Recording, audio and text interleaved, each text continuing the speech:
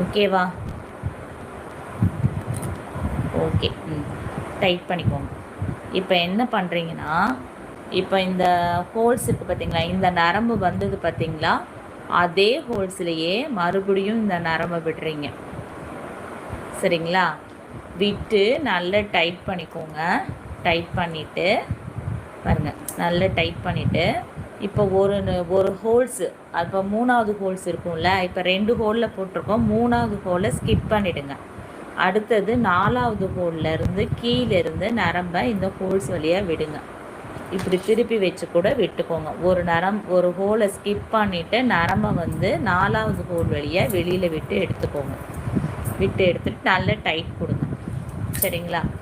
Tight கொடுத்துட்டிங்கன்னா மேலே இருக்க நரம்பையும் டைட் கொடுக்கணும், கீழே இருக்க நரம்பையும் டைட் கொடுக்கணும். சரிங்களா?